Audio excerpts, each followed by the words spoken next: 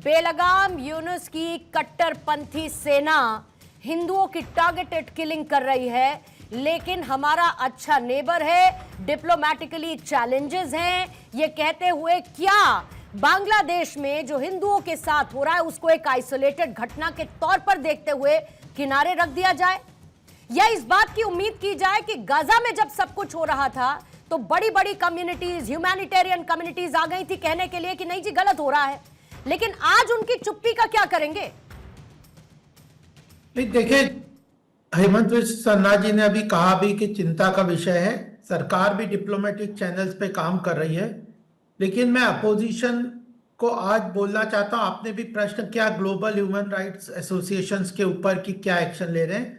वो तो एक तरफ है, एक ये हमारे देश में आज यह एजिटेशन हो रहा है जेएनयू और सब जगह कि शर्जील इमाम और उनको छोड़ दिया जाए, उनको बेल दे दी जाए, लेकिन ये कोई नहीं कह रहा अपोजिशन के लोग कि वहाँ पे हो रहे हिंदुओं के ऊपर अत्याचार, किलिंग के ऊपर उनका कोई स्टेटमेंट नहीं आ रहा, कोई बात नहीं आ रही। तो यह एक बड़ा चिंता का विषय है, ग्लोबल लेवल पे भी है। सरकार डिप्लोमेटिक चैनल्स के माध्यम से ये काम कर रही है, लेकिन दो बातें हमें और भी मैं अंडरलाइन यहाँ पे करना चाहता हूँ।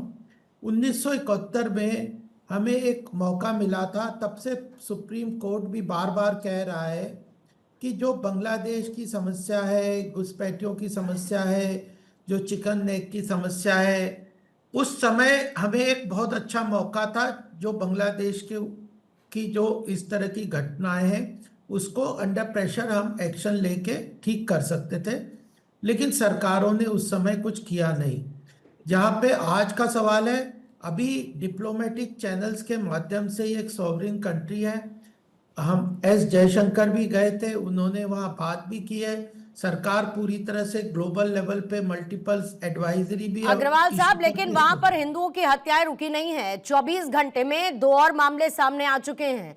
आप सरकार के तौर पर डिप्लोमेटिक चैनल्स के जरिए बात करिए, आप बात कर दीजिए कि 1971 में क्या मौका था, तब की सरकारों ने काम नहीं किया, कर देते तो आज ऐसी स्थिति नहीं होती। नहीं, आज न्यू इंडिया की बात है, आज बदलते हुए भारत की बात है, और इस बदले हुए भारत के स्टैंड हमने देखे हैं। वहां पर देखते देखते माइनॉरिटी शून्य पर आ जाएंगे या जबरन अपना धर्म बदल लेंगे, तब क्या करेंगे सर?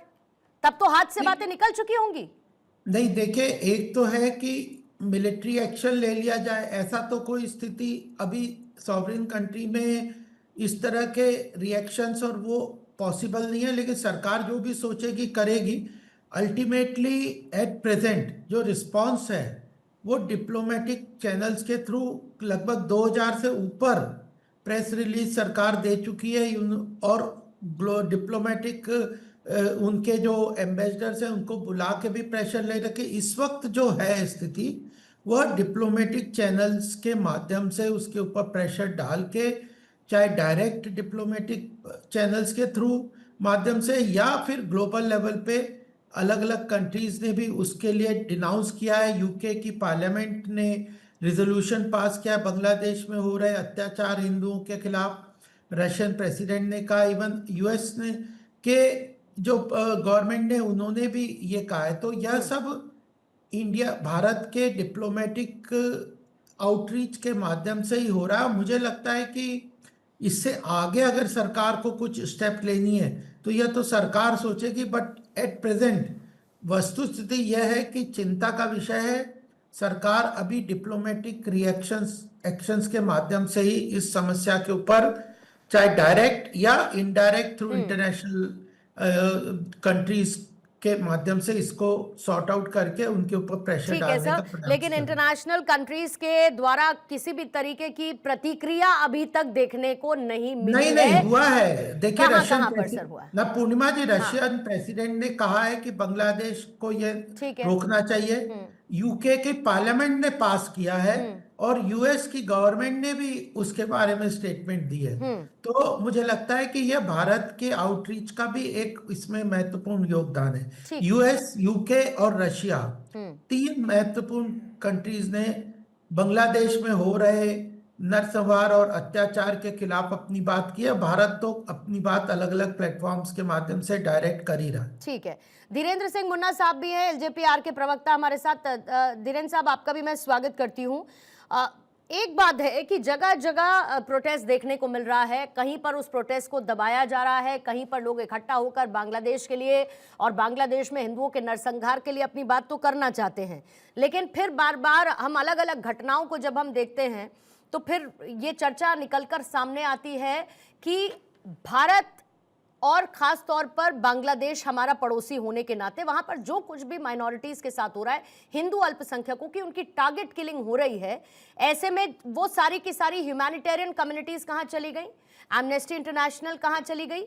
ग्रेटा थनबर्ग जो चली गई थी गाजा के लिए मदद पहुंचाने के लिए, वहां पर उन बातों का जिक्र करने के लिए, ये सारी की सारी कंट्रीज आखिर चली कहां गई? ये सारी की सारी वो संस्थाएं जो मानवाधिकार की बात करती हैं। बांग्लादेश में हिंदुओं के साथ जो हो रहा अत्याचार है उस पर इनको मानवाधिकार हनन नहीं दिखता। पूर्णिमा जी, सबसे पहले तो नववर्ष की बधाई आपको और पैनलिस्टों को भी। मैं बता रहा हूं कि ये अभी विदेश में हम जाकर के मानवाधिकार की बात को खोजते हैं, खोजना चाहिए, बहुत अच्छी बात है। उससे पहले हम भारत की बात करते हैं ना। आज जितने लोग विपक्ष में बैठे हुए हैं, क्या यह समय है कि कहीं पर भी मानवाधिकार का हनन हो रहा हो, उस विषय पर भी मत भिन्नता हो? यहाँ के विपक्ष के नेता विदेश के फोरम में, बड़े बड़े फोरम में जाते हैं, वहां पे बहुत सारी बात उठाते हैं कि चाइना मुझसे इस चीज में बेहतर है, उस चीज में बेहतर है। इस बात को भी तो उठा सकते थे ना कि वहां पे मानवाधिकारों का हनन हो रहा है। वो दलित और पिछड़ों की बात करते हैं। जो बांग्लादेश में हत्याएं हो रही है उसमें देखिए ना, दलित वर्ग के लोगों की ज्यादा हत्याएं हो रही है। पीडीए के नारा देने वाले ये भी सोच करके अगर इस बात को उठाते, क्या इन मामलों पर भी यहाँ पर हम लोग एक नहीं हो सकते हैं क्या? यहाँ पर एक लाइन का एक पे किसी ने ये नहीं कहा है कि वहां पे गलत हो रहा है। मसूद साहब का आपने बयान अभी दिखाया, कांग्रेस पार्टी का। एलओपी तो इतने जगहों पे अभी घूम घाम के आए हैं, भारत में लोकतंत्र नहीं है, भारत में सब कुछ ब्रेक डाउन हो चुका है। बगल के पड़ोसी राज्य में, देश में ब्रेक डाउन है। इस बात को भी वो उठा सकते थे। देश के लोग से आपको नफरत हो सकता है, देश के राजनीतिक पार्टियों से आपको नफरत हो सकता है, लेकिन यहाँ के वोटरों से, यहाँ के मजहब के लोगों से तो आपको नहीं नफरत होना चाहिए। इस मामले पर अगर हम लोग पक्ष और विपक्ष अगर एक होकर के आवाज उठाए तो मुझे नहीं लगता है कि बांग्लादेश में हो रही घटनाओं के लिए हमें विदेश का मुंह ताकना पड़ेगा। जिस समय भारत की राजनीतिक पार्टियां विदेशी ताकतों को मुंह आईना दिखाने के लिए एक हो जाएंगे ना, तो उनके सारे मंसूबे धरे के धरे रह जाएंगे। मैं बता रहा हूं कि ये भारत को अस्थिर करने की साजिश है। आप जिनसे एक बांग्लादेश को अब वो लोग अपना लॉन्चिंग पैड बनाना चाहते हैं, और जो शक्तियां वहां पे काम करके वहां के लोकतंत्र को खतरे में डाल करके लोकतंत्र को हटा ही दिया। मैं तो उसको लोकतंत्र इंटरिम सरकार बनी हुई है, और उसी तरह की चीजों को वहां पर ला करके और भारत में एक मजहबी नफरत फैलाने की साजिश पड़ोसी मुल्क कर रहा है। तो आज इस पे हम लोग को सजग होने की जरूरत है कि जितना जिम्मेदार इंटरनेशनल कम्युनिटी के लोग हैं, उससे कम भारत के विपक्ष के लोग को मैं नहीं मानता हूं। उनको भी कम से कम इस मामलों पर एक होकर के आवाज उठानी चाहिए। मुझे लगता है कि भारत इतना कमजोर नहीं है कि इस समस्या का हल नहीं कर सकता। ठीक है।